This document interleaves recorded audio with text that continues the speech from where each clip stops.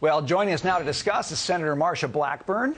Senator, great to see you tonight. Good to see you, Brian. The president has, let's say, a very tough speech to give tomorrow night. We can talk about what you think he will say, but let's start here. Senator, what does President Biden need to say to America and to the world in this moment?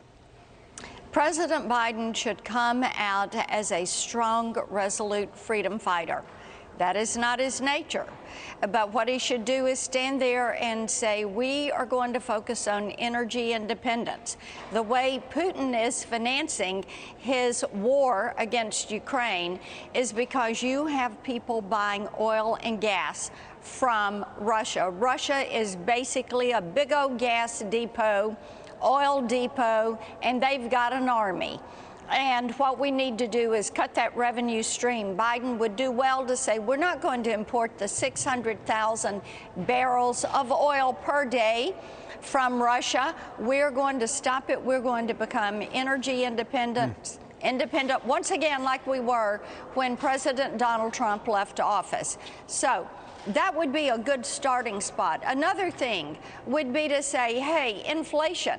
A big part of that inflation is energy. So, yes, we take that into account. We're also looking at the cost of food and what policies have done to drive up the cost of food, of logistics, of transportation. This would send a huge message, but this White House has been tone deaf. They have chosen not to do that.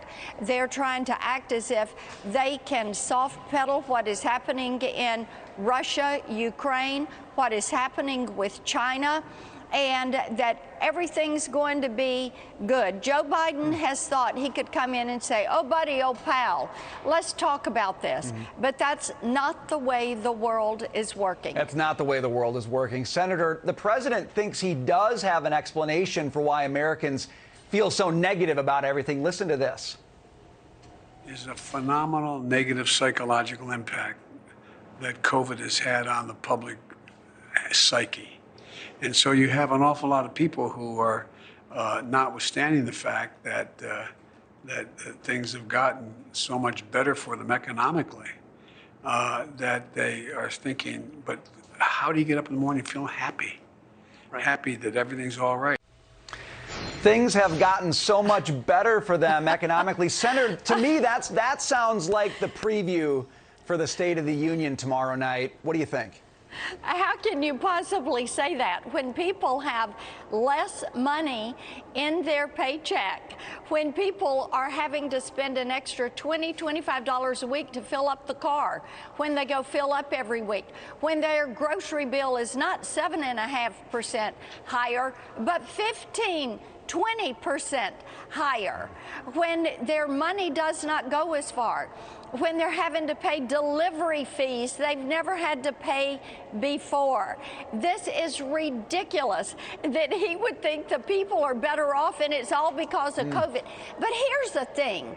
This is what a leftist will do. They will always pass the buck and make it somebody else's fault.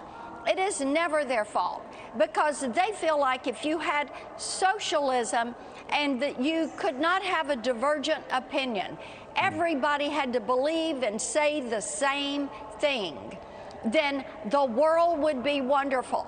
But you know what? People do have opinions. People are living real lives. They are going to work. They're trying to tend to their families. They're trying to get to the grocery store, get to the gas station, pay fees for school, get children signed up for sports and activities. Everything is costing more. Summer camp this summer is going to cost more. Now, Joe Biden needs to realize what we realize in Tennessee. If mama ain't happy, ain't nobody happy. And when they are looking at Joe Biden's policies, they are not happy. Whether it's mandates, whether it's lockdowns, whether it's CRT in the schools, whether it's an open southern border, crime in the streets, drugs, sex trafficking, human trafficking, Afghanistan, Russia not standing up strong enough for Ukraine. The list goes on and on. Well, I could kind of get on a soapbox there, couldn't I? I hear you. I started this segment by saying he's got a tough speech tomorrow night. I think you nailed exactly why. And Senator, I'll agree with you. You know what the best thing to do is?